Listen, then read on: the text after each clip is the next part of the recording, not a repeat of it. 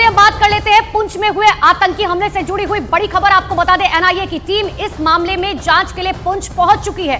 पुंछ पहुंचकर एनआईए की टीम ने हमले को लेकर जानकारी जुटानी भी शुरू कर दी है। बहुत बड़ी खबर सामने आ रही है इस वक्त की। एनआईए अब ग्राउंड जीरो पर पहुंच चुकी है। यह आतंकी हमला कैसे हुआ इसको लेकर अब एनआईए की जांच की टीम जो है अब ग्राउंड जीरो पर पहुंच चुकी है। एनआईए यानी कि नेशनल इन्वेस्टिगेशन एजेंसी जो अब इस पूरे मामले की जांच पड़ताल करेगी कि आखिर ये हमला जो है किस तरीके से किया गया। पुंछ में ये आतंकी हमला हुआ जिसकी जांच पड़ताल के लिए एनआईए की टीम पहुंची। तस्वीरें भी आपको दिखा रहे हैं जिस वक्त एनआईए की टीम वहां पर पहुंची। हालांकि पूरे इलाके में सर्च ऑपरेशन लगातार भारतीय सेना के जवानों की तरफ से किया जा रहा है। और रिफत हमारे सहयोगी ग्राउंड जीरो से जुड़ रहे हैं। रिफत, एनआईए की टीम भी ग्राउंड जीरो पर पहुंच चुकी है। अभी फिलहाल जांच का दायरा किस तरीके से आगे बढ़ा इस पूरे मामले को लेकर?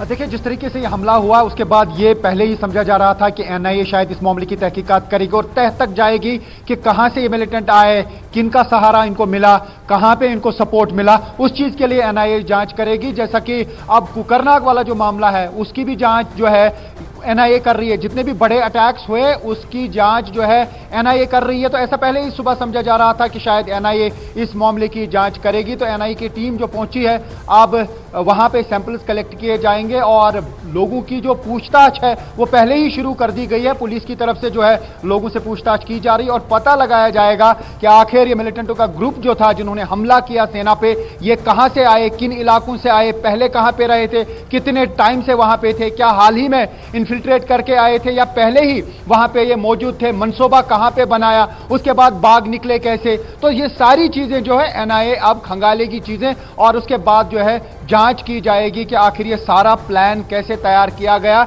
जिसकी वजह से सेना को नुकसान का सामना उठाना पड़ा। बिल्कुल रिफत, और अब एनआईए की टीम जब पहुंच चुकी है तो आगे की जांच पड़ताल की जाएगी कि आखिर किस तरीके से आतंकी हमला किया गया। क्योंकि सबसे बड़ा सवाल जो है वो यही है कि आखिर ये हमला जो है वो किस तरीके से किया गया। ये गाड़ी आपको दिखा रहा है, दरअसल यही वो सेना की गाड़ी है। ये काफिला जब यहां से गुजर रहा था एक गाड़ी और एक ट्रक मौजूद था जिस पर हमला किया गया। ये गोलियों के निशान आपको दिखाई दे रहे होंगे। गोलियों से किस तरीके से इस गाड़ी को छलनी कर दिया गया आतंकवादियों की तरफ से। और देखिए, इन 4 तस्वीरों के जरिए आप समझने की कोशिश भी कीजिए कि किस तरीके से घात लगाकर इन आतंकियों ने हमला किया था। तो आपको बता दें पुंछ में हुए आतंकी हमले में सेना और सुरक्षा बलों का इस वक्त का बहुत बड़ा सर्च ऑपरेशन सुरक्षा बलों का चल रहा है। सुरक्षा बल के जवानों ने पुंछ में डेरा भी डाल दिया है और गली गली चप्पे चप्पे पर पैनी नजर बनाए हुए हैं। इतना ही नहीं, वैसे तो इलाके में सर्च ऑपरेशन कल शाम से ही शुरू हो गया था, लेकिन आज का दिन का उजाला शुरू होते ही सर्च ऑपरेशन में जवानों की संख्या को बढ़ा दिया गया है।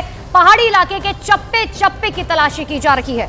देखिए, आसमान से लेकर हेलीकॉप्टर के जरिए भी आतंकियों की मूवमेंट तलाशने की कोशिश की जा रही है। रक्षा सूत्रों के मुताबिक पुंछ हमले के पीछे 3 से 4 आतंकी शामिल हो सकते हैं। इतना ही नहीं, उन्हें इस वक्त इलाके में ढूंढने के लिए एक बड़ा सर्च ऑपरेशन चलाया जा रहा है। 4 तस्वीरें आपको दिखा रहे हैं। इलाके से गुजरने वाले राजौरी पुंछ हाईवे को भी दोनों तरफ से बंद कर दिया गया है।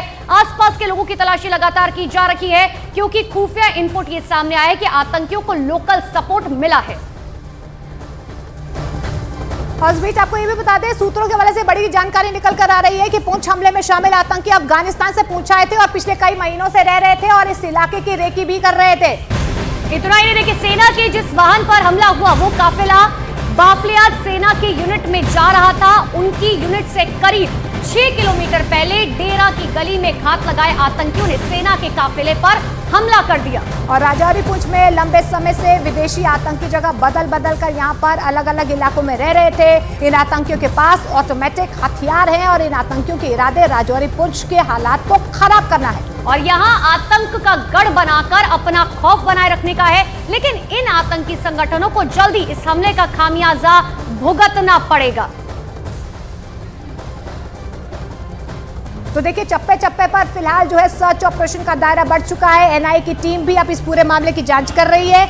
एनआईए की टीम ग्राउंड जीरो पर पहुंच चुकी है और ऐसे में जिस तरीके से अब यहां पर चीन और पाकिस्तान का भी लिंक सामने आया, एक बार फिर से पाकिस्तान की नापाक हरकत बेनकाब हुई है। किस तरीके से पीएफएफ टीआरएस की भूमिका इस पूरे आतंकी हमले में सामने आई है। जानकारी मिल पा रही है कि 3 से 4 आतंकवादी हो सकते हैं जिनको ढूंढने के लिए चप्पे चप्पे पर जवानों की तैनाती कर दी गई है। सघन चेकिंग की जा रही है। पूरे इलाके में छानबीन लगातार जारी है और ऐसे में अब जिस तरीके से एनआईए की टीम भी ग्राउंड जीरो पर पहुंची हुई है, लगातार वहां पर किस तरीके से लॉजिस्टिक सपोर्ट मिला, लोकल लोगों का सपोर्ट मिला, इसको लेकर इंफॉर्मेशन कलेक्ट की जा रही है, क्योंकि जिस तरीके से 2 महीने से यहाँ पर ये आतंकवादी रह रहे थे, कहीं ना कहीं लोकल सपोर्ट इन्हें जरूर मिल रहा था। कौन से वो लोग थे जिन्होंने इस पूरे हमले में आतंकियों का साथ दिया है, इसको लेकर अब जांच की जा रही है। और देखिए, जिस तरीके से हमारे सहयोगी लगातार ग्राउंड जीरो से बता रहे हैं कि बहुत घनी पहाड़ी का ये इलाका है और यहाँ पर घर भी बहुत दूर दूर हैं, इसीलिए अब सेना के जो जवान है वो एक एक घर में तलाशी अभियान चला रहे हैं, क्योंकि जिस तरीके से कहा जा रहा है कि लोकल सपोर्ट जो है वो मिल रहा था। ये भी हो सकता है कि हथियारों का बड़ा जखीरा जो है किसी के घर में मौजूद हो, और इसीलिए ये कोशिश की जा रही है कि अब इस पूरे इलाके को जो है वो घेर कर सर्च ऑपरेशन जो है वो शुरू किया जा सके। और रिफत लगातार ग्राउंड जीरो से हमारे साथ बने हुए हैं। रिफत, फिलहाल ग्राउंड जीरो पर किस तरीके से ऑपरेशन आगे बढ़ रहा है? लोकल लोगों का सपोर्ट था, ये बात साफ हो चुकी है, चीन पाकिस्तान कनेक्शन भी सामने आ चुका है, लेकिन पीएएफएफ और टीआरएस, इनकी भूमिकाएं किस तरीके से रहती है? लोगों को, जो लोकल लोग हैं, उन्हें किस तरीके से बरगलाया जाता है? देखिए, अभी मामले की जांच की जाएगी। जिस तरीके से आपने कहा, एनआईए की टीम जो है वो पहुंच गई है और वहां से डिटेल्स कलेक्ट की जाएंगी, कुछ लोगों से पूछताछ की जाएगी और पुलिस ने भी जिनको क्वेश्चनिंग के लिए लाया होगा वो भी एनआईए उनसे बात करेगी और डिटेल सामने आ जाएंगी कि आखिर किस तरीके से ये मनसूबा बनाया गया था, कहां कहां वो गए थे, कितने टाइम पहले आए थे, कहां से आए थे, किनका सपोर्ट मिला, खाना पीना कहां से मिल रहा था, शेल्टर कहां से मिल रहा था। जिस तरीके से आपने कहा, मैं इस वक्त पीर पंचाल के ही एरिया में हूं जो फॉरेस्ट रेंज है, और आप देख सकते हैं किस तरीके का घना जंगल है, यानी कि यहां पे हर जगह पे निगरानी करना मुश्किल है। हालांकि अब हेलीकॉप्टर के जरिए सर्वेलेंस की जा रही है पूरे पीर पंचाल एरिया में, खासतौर से राजौरी और पुंछ के एरियाज में, और साथ ही स्नाइपर डॉग्स लाए गए हैं ताकि पता चल पाए कि मिलिटेंट कहां से भाग गए, क्योंकि रात का समय बीत गया, क्योंकि कल तकरीबन 3:45 बजे यह हमला हुआ और उसके बाद वहां उस स्पॉट से मिलिटेंट भाग गए, क्योंकि 2 गाड़ियां आ रही थी, उन पे मिलिटेंट ने अंधाधुंध फायरिंग की। समझा जा रहा है कि 3 से 4 या 6 भी मिलिटेंटों की संख्या हो सकती है। सूत्र ये बता रहे हैं कि 25 से 30 जो पाकिस्तानी मिलिटेंट हैं वो इस पूरे एरिया में सक्रिय हैं, चाहे राजौरी का एरिया हो और पुंछ का। और जिस तरीके से आपने चाइना का एंगल बताया जा रहा है कि इस पूरे एरिया में, चाहे राजौरी हो और पुंछ हो, जब गलवान का मामला सामने आया था तो यहां से ट्रूप का विड्रॉल किया गया था, खासतौर से राष्ट्रीय राइफल्स की यूनिट्स यहां से विड्रॉ की गई थी और लद्दाख में उनको डिप्लॉय किया गया था। और यह समझा जा रहा है कि पाकिस्तान और चाइना जो है मिलकर ये चाहते हैं कि यहां इस तरीके के हालात पैदा किए जाए ताकि वहां से लद्दाख के एरिया से ट्रूप्स को फिर से लाया जाए और यहां डिप्लॉय करना पड़े। तो ये चीजें जो है अभी सोर्स बेस्ड हैं। और बिल्कुल रिफत, आप नजर बना के रखिएगा, फिर लौटेंगे आपके पास तमाम जानकारी के लिए। देश भर में चलाई जा रही केंद्र सरकार की विकसित भारत संकल्प यात्रा ओडिशा के बलांगीर पहुंच गई। अपनी योजनाओं को शहरों से लेकर दूर दराज के गांव में एक एक शख्स तक पहुंचाने के लिए विकसित भारत संकल्प यात्रा का रथ देश के हर नगर और हर ग्राम पंचायत में पहुंच रहा है। इसी कड़ी में यात्रा का रथ बलांगीर पहुंचा और लोगों ने बढ़ चढ़कर यात्रा में हिस्सा लिया। बेखबर लोगों को भारत सरकार की हर स्कीम के बारे में जागरूक किया गया। इस यात्रा के जरिए सरकार लोगों से उनके अनुभवों के बारे में भी जानकारी जुटा रही है और जो लोग अब तक केंद्र सरकार की योजनाओं का हिस्सा नहीं बने हैं उनका